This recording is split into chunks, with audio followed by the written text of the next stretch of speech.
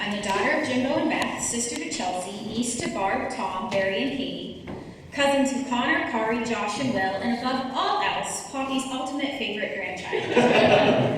For those of you who don't know, the 6 Yancosek grandchildren have been in a lifelong battle to reign supreme as Poppy's favorite.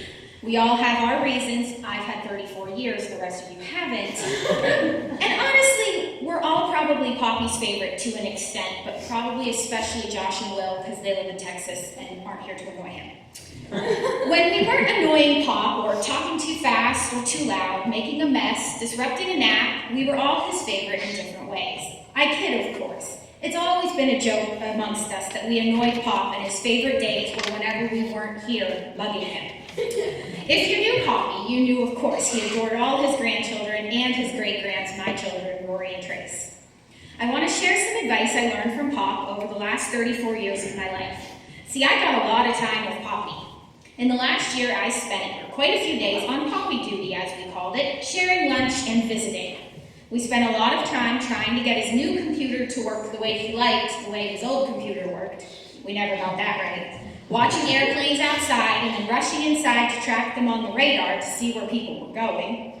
Making sure the silver tape we hung from the trees many times were keeping the critters out of the bird feeders.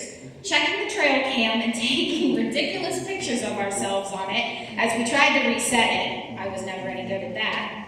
We tinkered around in the garage, talked about Poppy Floyd and Grandma Gert, checked the mail, sat on the porch and watched the Hummers come in every day, and waved at everyone who beat their horn as they went by. These quiet, mundane days weren't lost on me. I'm grateful I was 34 when Pop needed me, because I understood the pleasure of just being with someone wiser than I was.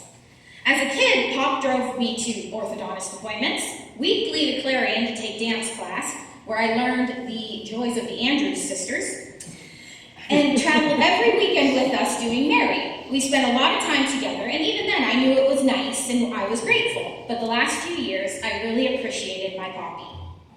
Now I want to share some advice from a life well lived, because if there's one thing you can say about Poppy, is he lived his life well. He taught me many things. For example, when driving down wooded roads, deer are easy to spot on the side. They really are. Trees are vertical, deer are horizontal, so you just look for horizontal lines. The speed limit is not a suggestion, it's a mandate. And the best drivers go 15 below the posted sign. See, they're all laughing, but Poppy taught me how to drive. Imagine Safety Bob giving you parallel parking lessons on Fraley Street in Kane at noon on a Friday. Yep, it was great. Ice cream is always necessary. In fact, the best way to eat it is in a very small bowl, microwaved for 30 seconds at 50% power. It gets the edges just melty enough and takes away that cold bite. And we just found out last night my Uncle Barry eats his ice cream the same way. That is so gross. Sorry, folks. One day, during lunch duty, I was eating a salad trying to be healthy while he ate a burger and fries and delighted in it. He told me that as soon as you turn 80, you're allowed to eat whatever you want for any meal and no one can tell you different, even if it's not healthy. Did you ever notice that cold water in a warm glass will get colder as you drink? This might just be a magical Hazelhurst water thing, I'm really not sure, but we did at least 15 tests of different glasses to try out this theory. He also taught me that once you are the eldest member of the family, you are free to leave holidays, meals, and get-togethers as soon as you like. Turn your hearing aids off and enjoy a silent meal if you need to. Grandma Bonnie's not around to give you heck for it, so who cares? And make sure you take home the leftovers. We call those peat plates at our house.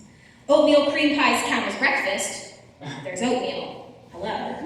Blue Gatorade is in fact the best flavor. Poppy and my son Trace bonded well over that one. And the best kind of Sprite is in the little green bottles, not the cans. Don't go anywhere without Altoids and Ortherers and your change pouch. Support your church. Support charities that you believe in and do it faithfully. If there is a need and you can fill it, do it quietly and without expecting anything in return.